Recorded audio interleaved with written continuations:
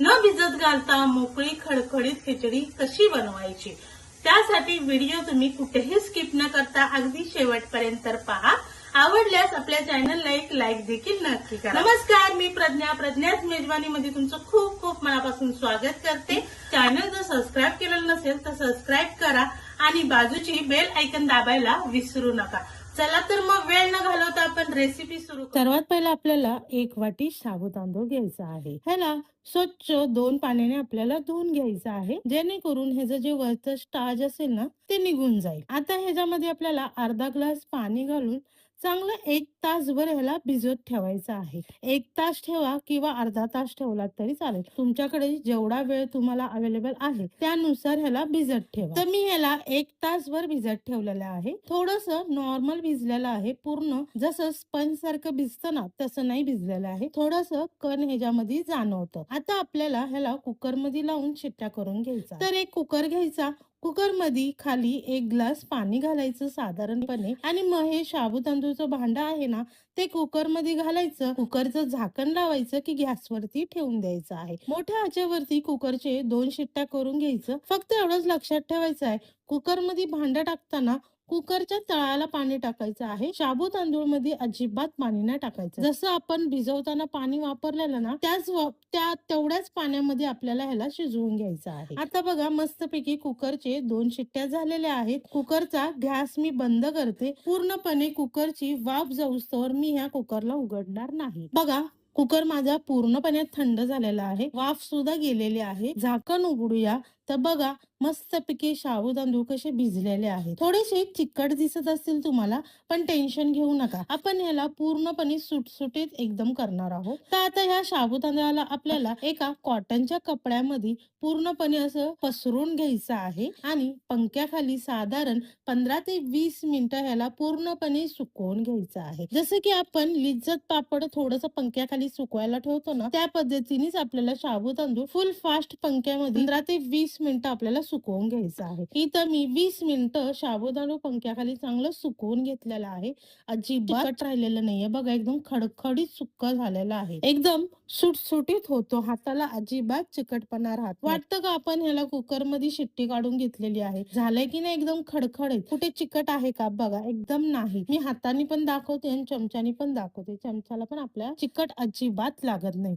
आता आपण ह्याची खिचडी तयार करून घेऊया। तर आता आपण ह्याची खिचडी तयार करूया। तर खिचडीमध्ये घालण्यासाठी मी इथं 2 बटाटे चिरून घेतलेले आहेत। तर तुम्ही इथं बटाट्याला कुठलाही आकार देऊन तुमच्या आवडीप्रमाणे चिरून घ्या। तसंच त्याच्यामध्ये 7 ते 8 हिरव्या मिरच्या अशा बारीक कट करून घेतलेल्या आहेत। शेंगदाणे खरपूस असे भाजून घेतलेले आहेत। जेवढे पण शेंगदाण्याचं साल निघतील ना तेवढं आपल्याला ह्याची साल काढून घ्यायची आहेत। मग ह्याला एका मिक्सरच्या भांड्यामध्ये काढून थोडं आबडधोबड वाटून घ्यायचं। पूर्णपणे बारीक नाही वाटायचं, शेंगदाण्याचे कण असे खिचडीमध्ये लागले पाहिजेत, असं आपल्याला आबडधोबड वाटून घ्यायचं। बघा, आता हे वाटलेले शेंगदाणे मी एका प्लेट मध्ये काढून घेते। आता आपण फोडणी देऊया। तर गॅसवरती मी एक कढई चांगली तापवण्यासाठी ठेवलेली आहे। कढईमध्ये 3 ते 4 चम्मच मी तेल गरम करून घेणार आहे। तेल चांगलं गरम झालं की चिरलेले बटाटे आहेत ना ते आपल्याला परतून घ्यायचं आहे। बटाट्याला थोडासा नॉर्मल लाल रंग आला आणि थोडंसं खरपूस होईपर्यंत आपल्याला परतून घ्यायचे आहे। बटाटे परततच आहे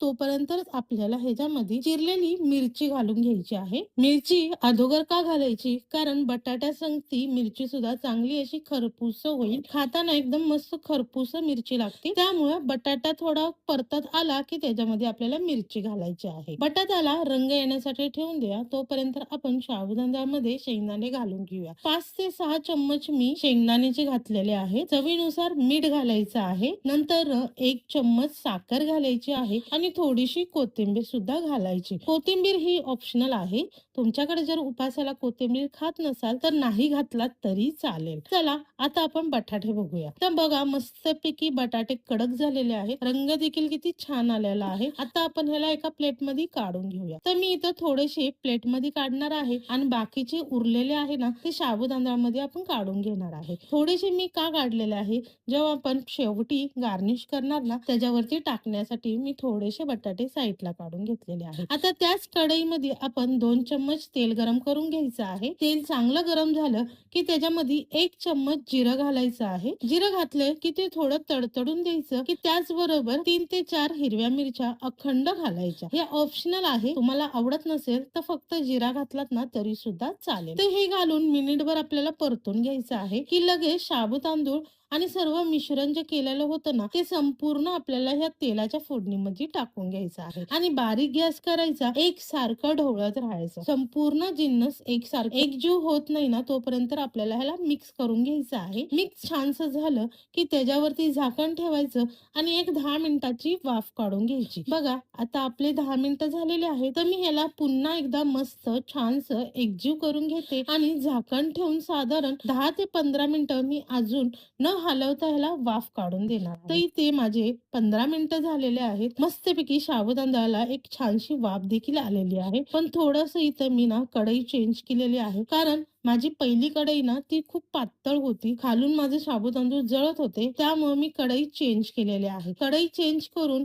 पुन्हा 15 मिनिटं छानशी मी वाफ काढून घेतलेली आहे। मस्त आपले उपासाचे साबुदाणे तयार झालेले आहेत। बघा किती मोकळे झालेले आहेत, एक एक कण साबुदाण्याचे वेगळे होत आहेत। वाटतं का आपण ह्याला कुकर मध्ये वाफवून घेतलेले आहेत, एकदम एक एक कण अजिबात चिटकलेला नाहीये, असा मोकळा सुटसुटीत होतो आणि कुठं साबुदाणा असं गट्टू देखील झालेला नाहीये। मस्तपैकी सुटसुटीत एक एक दाना त्याचा वेगळा झालेला आहे। तर तयार आहे आपली अशी ही खिचडी, एकदम सुटसुटीत आहे। बघा एक एक शीट कसं वेगळं होतं, अजिबात चिकट झालेली नाहीये। कुकर मध्ये आपण वाफवलेली आहे, कुठेही काही प्रॉब्लेम नाही आणि मग अशी सुटसुटीत खिचडी तयार होते। टेस्ट करून बघूया कशी झाली आहे ती।